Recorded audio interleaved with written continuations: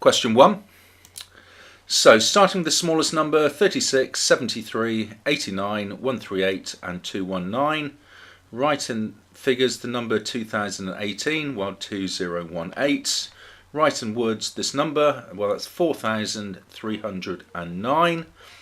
Write down the value of the 7 in 9715, well it's in the hundreds column, so that is 700. Write the number 286 correct to the nearest 10, well it's nearer to 290 than 280. And then for part F, to work out 4/5 of 185, well, if you didn't have a calculator, you would just divide by 5 and multiply by 4. But given you're allowed to use a calculator, just put 4/5 into the fractions button, that button that is third down on the left-hand side, the white rectangle over the black rectangle. Question 2. So, during which week did Theodore read the greatest number of books? Well, that's obviously where we've got the most books. Here we've got loads of books and half a book, so it's week 3. Now, we're told that Theodore read 16 books during week 1. So, in week 1, 16 books. So, each of these books must be worth 4, because 4 fours are 16. So, how many books does a whole book represent? Well, it's 4. How many books did Theodore read during week 2? Well, we've got 3 books there. 3 lots of 4 is 12. And how many books did Theodore read during week 5? Well, we've got 1, 2, 3, 4, 4.5 lots of 4, which is 18. Question 3. Well, work out the number of pentagons in pattern number 4. Well, we can just see that we're adding 4 on each time. I'd like to turn it into numbers, so we've got 2 pentagons here, 6 here, 10 here. We can see we're going up by 4. So in pattern number 4, we're going to have 14 pentagons. Part 2, explain how you worked out your answer. Well, we just added 4 onto the 10 in pattern 3. We just added another 4 on. Now, part B, work out the number of hexagons in pattern number 7. Well, we've just got to apply this rule. So multiply the pattern number to 7 by 5 and then subtract 1. 7 5s are 35, take away 1, we get 34. Now we're told a pattern in this sequence is exactly 59 hexagons, work out its pattern number. So the pattern number needs to be multiplied by 5, take away 1, and that then tells us that we have got 59 pentagons. So I can just construct an equation here, because I know that this rule gives me the number of hexagons, and the number of hexagons is 59. So following this, I've got to equal 59. So I then just add 1 onto both sides, divide by 5, and I get x being 12. Because if I've got 12, multiply this by 5, I get 60. Subtract 1, I get the 59. Question number 4.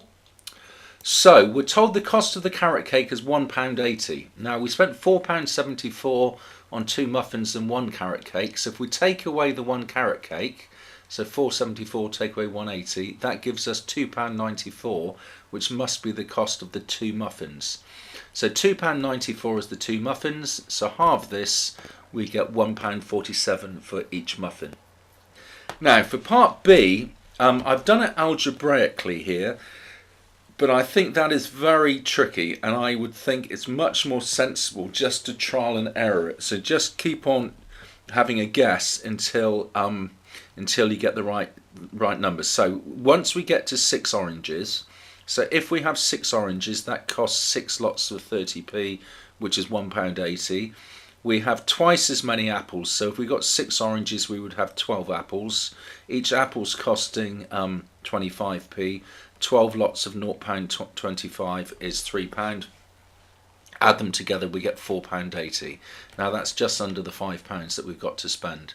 So how many apples could we buy? We could buy 12. Question 5.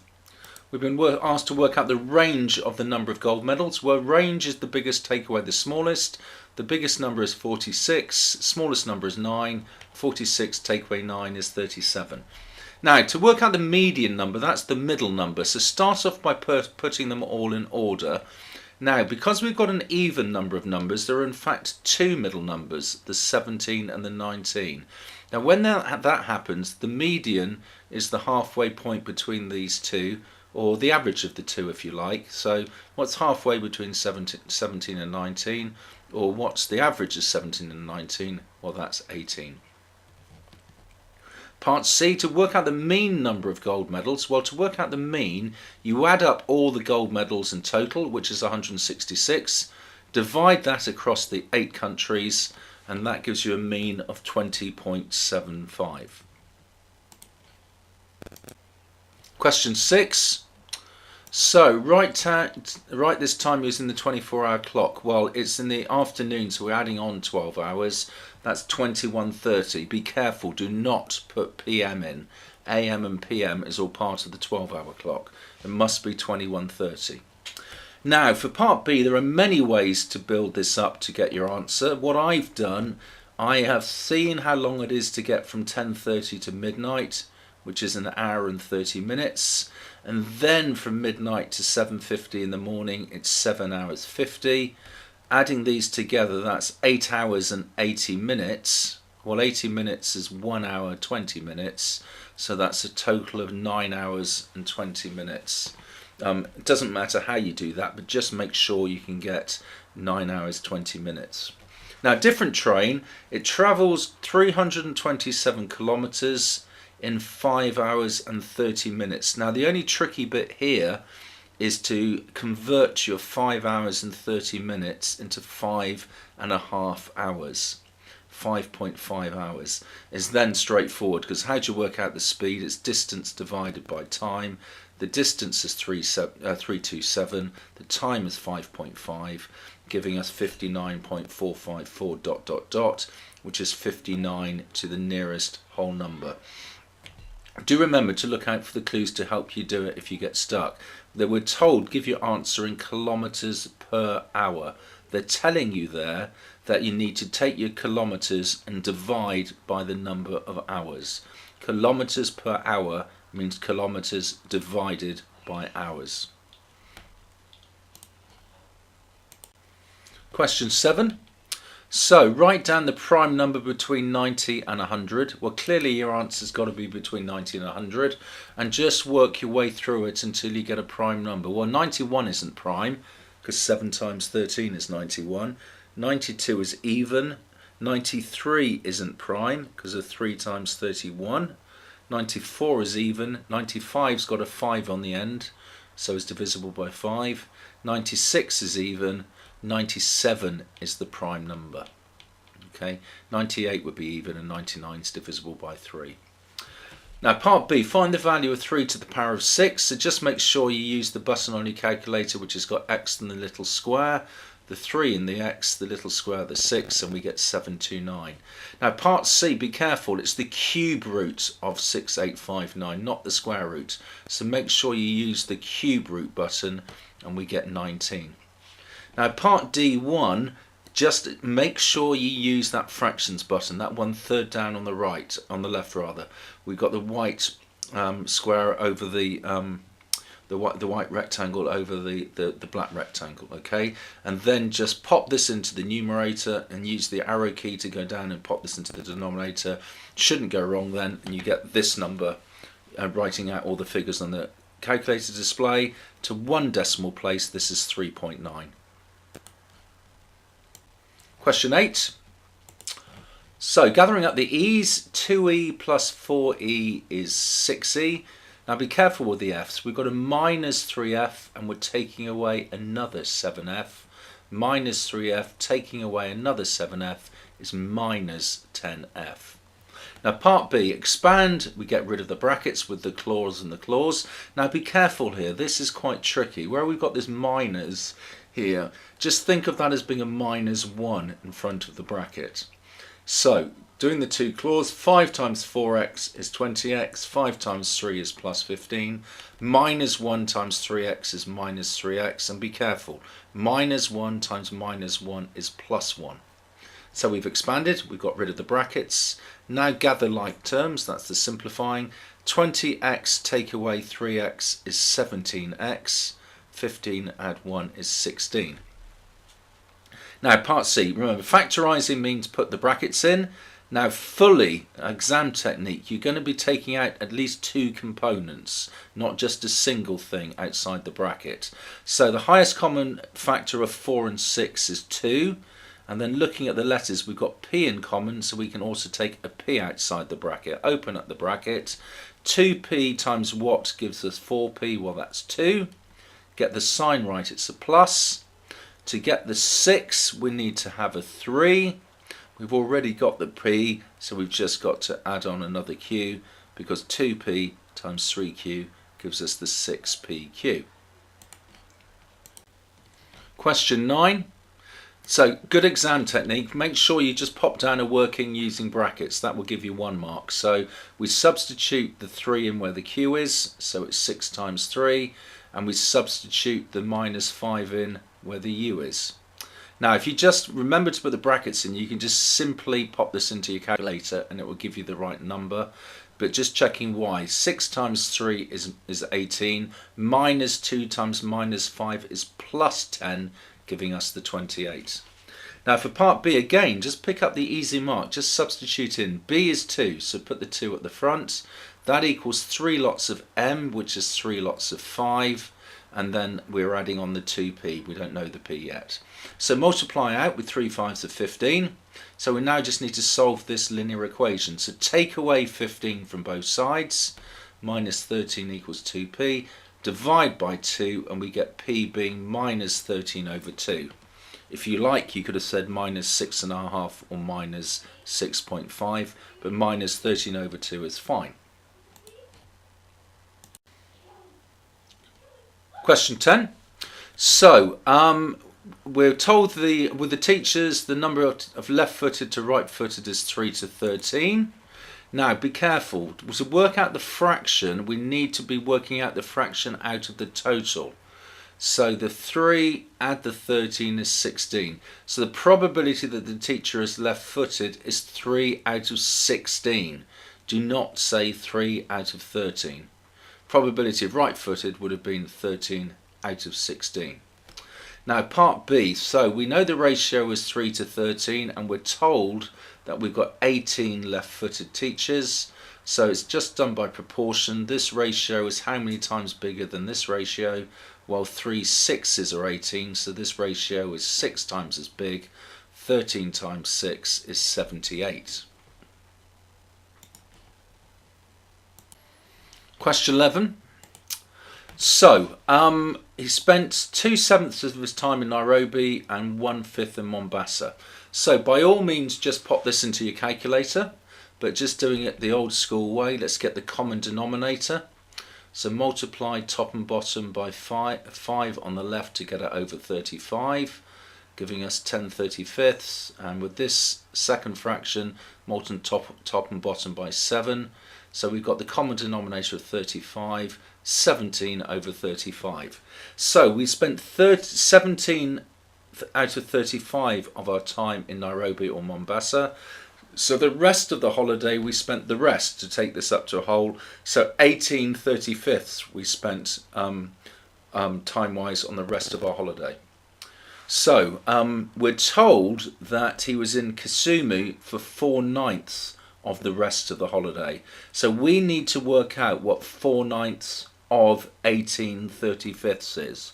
Now where you've got to work out one like this, where you've got an of involved, you just simply multiply. So we need to do 4/9 times 18 over 35. Now you might just be able to cancel down and divide these two terms by 9 if you've been shown how to do that, but no big deal if you haven't. Just do top times top, bottom times bottom, and 72 over 315. The question didn't require you to give a simplified answer, but if you have simplified it, it simplifies down to 8 over 35.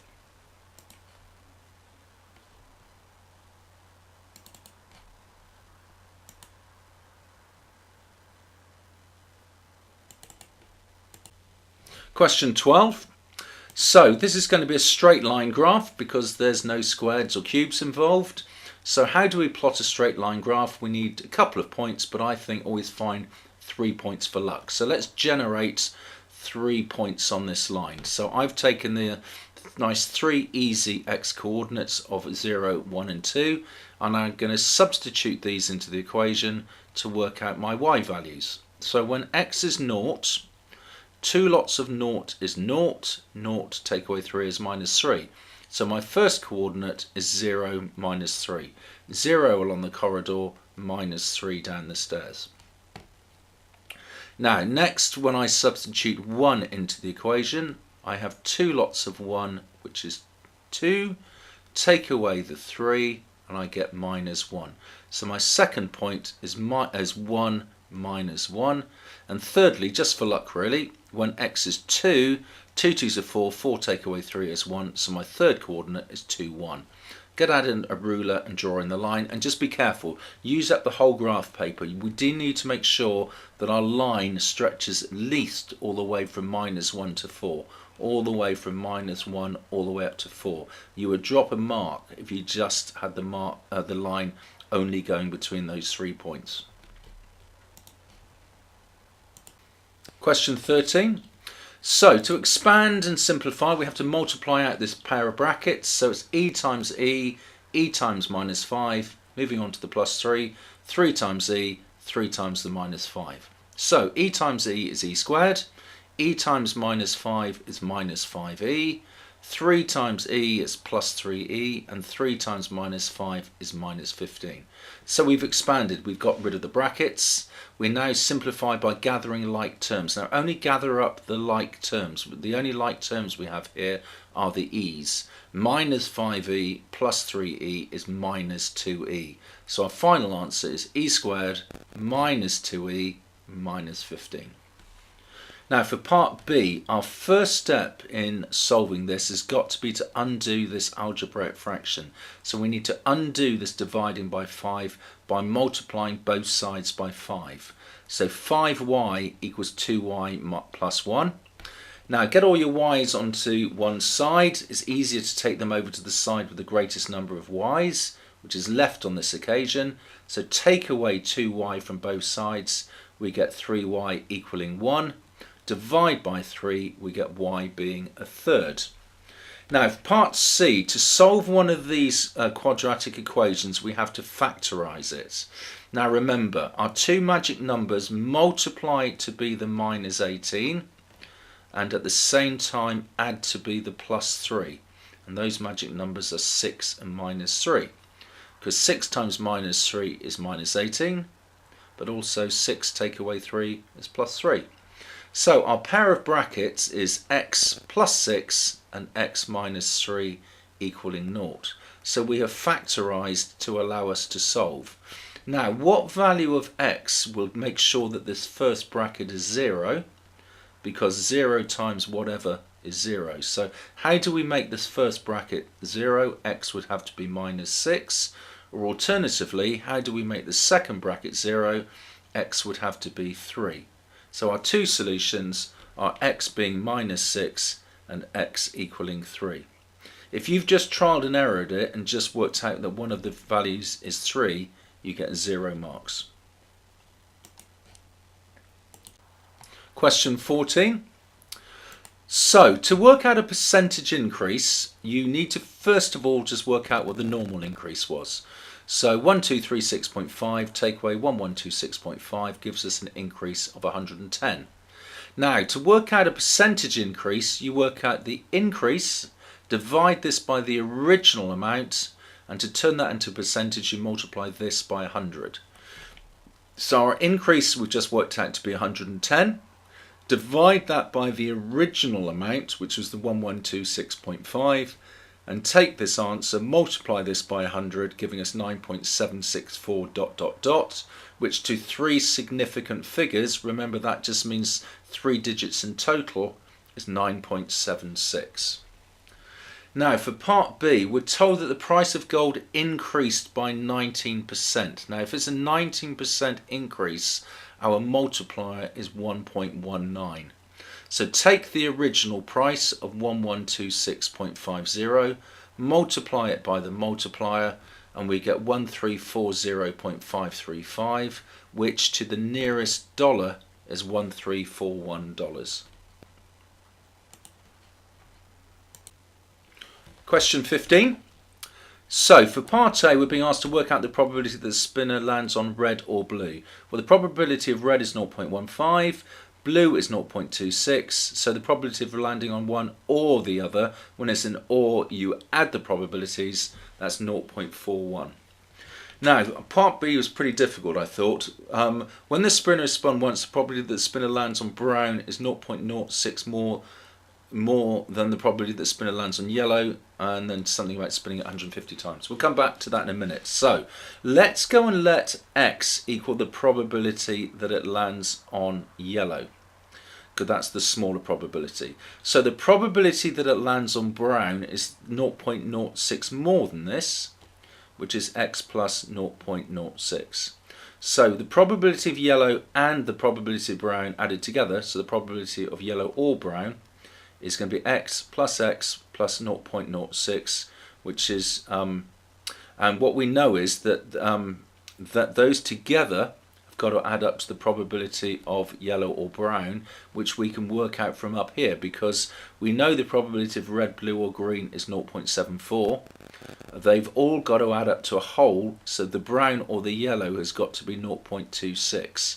So our x plus our 0.06 has to equal 0.26. So we've now got an equation that we can solve. So gather up the x's, subtract 0.06 from both sides, divide by 2, and we see that the probability of a yellow is actually 0.1. Now, that's the probability of a yellow when we spin it once. If we happen to spin it 150 times, how many yellows would we expect to get? 150 times 0.1 is 15. Now that question there, that part B, I think is very difficult, so don't overly stress if you couldn't get that bit. Question 16. So we can see with in part A that this is going to be a rotation. We can see that to get from A to B, it's going to be rotating around 90 degrees. Because we're sort of pointing upwards and now we're pointing to the right. But the tricky bit is to work out where the centre of rotation is. So you need to get out to your tracing paper and really trial and error around this region here. I think we can see that the pivot point must be somewhere over here. So this would swing around to here, but we really need to trial and error. So get a bit of tracing paper, pop it over A and this area here, and just do an arrow pointing upwards, and then just trial and error around this region here until you find that as you swivel around 90 degrees you end up on B, and you will actually find that the centre of rotation is -2, 3. So to get your 3 marks, first mark for saying it's a rotation, second mark for saying it's by 90 degrees clockwise, and third mark by saying it's about the point -2, 3. Now for part B, a translation is when you just shift the shape.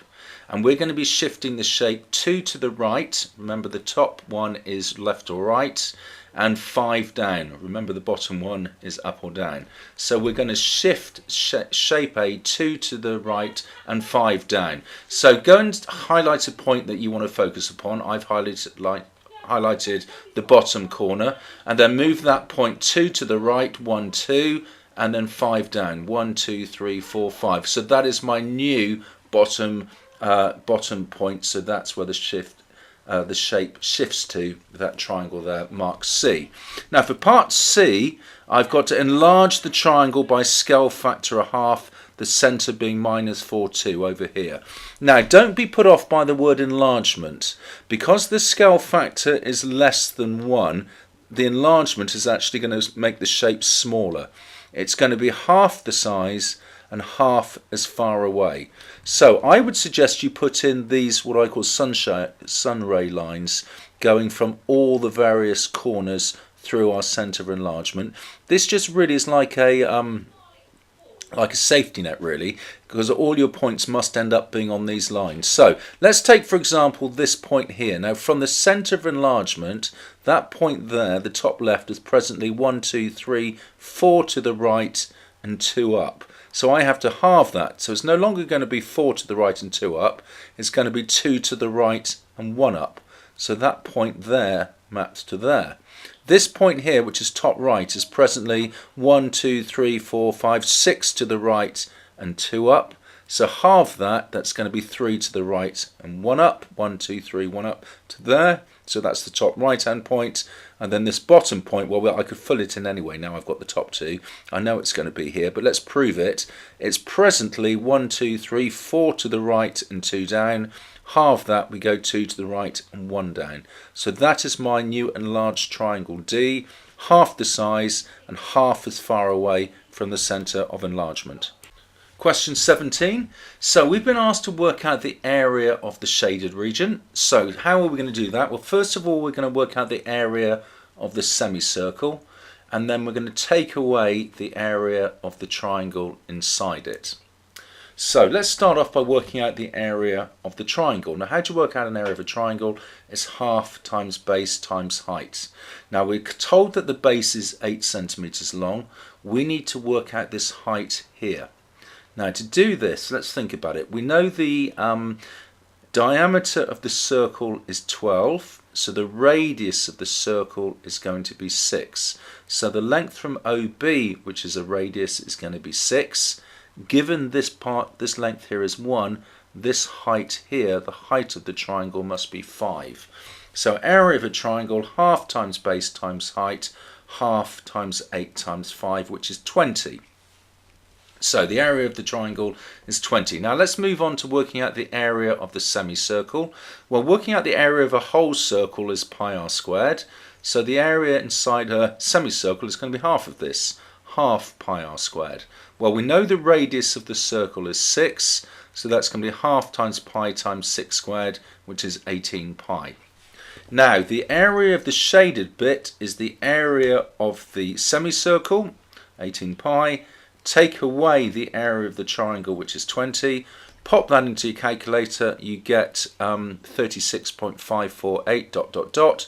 So to 3 significant figures, remember that's when your answer comprises 3 numbers only, is 36.5. Question 18. So part A, we've got to write this number in standard form as an ordinary number. Well, because it's a positive power, we know it's going to be a large number. So as a working, just copy out the 7.18 and pop down loads of zeros so we can hop over them. Now, we want to do 7 hops. So the decimal point is going to hop 7 places. 1, 2, 3, 4, 5, 6, 7. So it ends up here. And then I'm counting along, I can see I've got 5 zeros after the 8. So my final answer has got 5 zeros after the 8. Now for part B, calculate the total volume of these 4 oceans. Just using your calculator, just add all of these up. Now it doesn't make it clear whether it wants the answer in standard form or as a ordinary number. So it's totally up to you. So either of these 2 numbers will be absolutely fine. Now part C, we've got to convert this number here, this ordinary number, into standard form. So similar idea, but the other way around. So write down the ordinary number, so 9880000, and where is the decimal point before we start? Well, it's right at the end. It's after the 0. So pop the decimal point here. Now, the rule for standard form is that the first number, as you can see with all of these up here, the first number, the bit before the time sign, has got to be between 1 and 10. So we need to move the decimal point to being between the 9 and the 8, so that we have 9.88, which is between 1 and 10. So how many hops is the decimal point going to do? 1, 2, 3, 4, 5, 6. So it's 9.88 times 10 to the 6. It's a positive 6 because this is a large number. And just remember, you must write down 9.88. You must include all of these numbers in your answer. Okay, as long as this first number here is between 1 and 10, it doesn't matter how many decimal places it has after the point. So it could have been 9.8 or 9.88 or 9.888. It really doesn't matter. Question 19. So we've got to work out the length all the way from A to C. So what can we see from the question? Well, we can see with the triangle ABD that we know an angle on one side. So that means we could work out the length AD or AB using SOHCAHTOA, using trigonometry, an angle in the side. so we can work out the length AB using trigonometry. Now, looking at the triangle BCD, what do we know about that? Well, we know two of the sides, and we could find this third side BC, side, find a side. We could use Pythagoras. Now, this is the hypotenuse, so we'd be working out one of the shorter sides, so it would be a taking away Pythagoras. So our strategy to work out the length of AC is going to be to work out AB using trigonometry, then BC using a take away Pythagoras, and then add these two lengths together.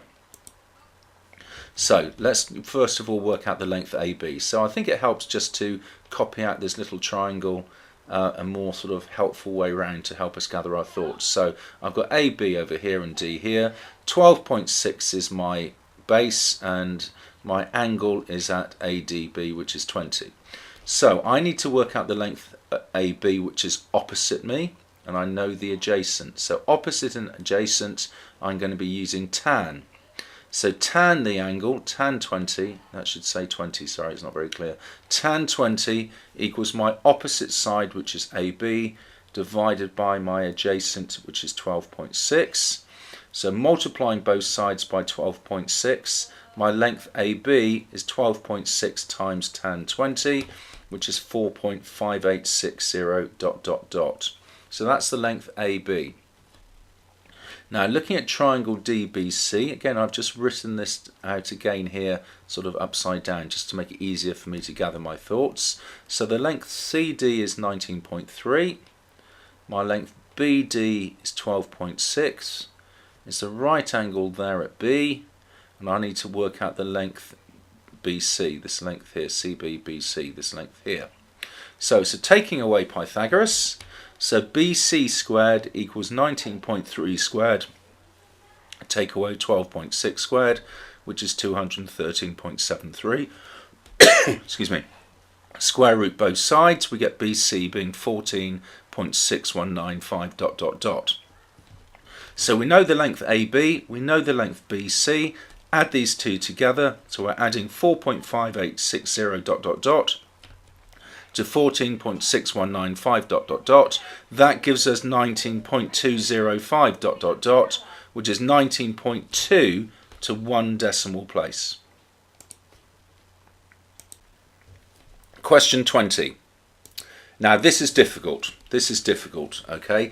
Now where you have a scenario like this, where you have two parallel lines, so we've got ED being parallel to AB and they crisscross like this, we have two similar triangles, but it's quite hard to spot them. So what I've done to help us, I have gone and just sort of put them next to each other over here. So my bigger triangle ECB stays as it is, so I've got E on the left, C in the middle, D on the right, with my base being 20. But to compare and contrast, I've got to swivel this triangle here upside down.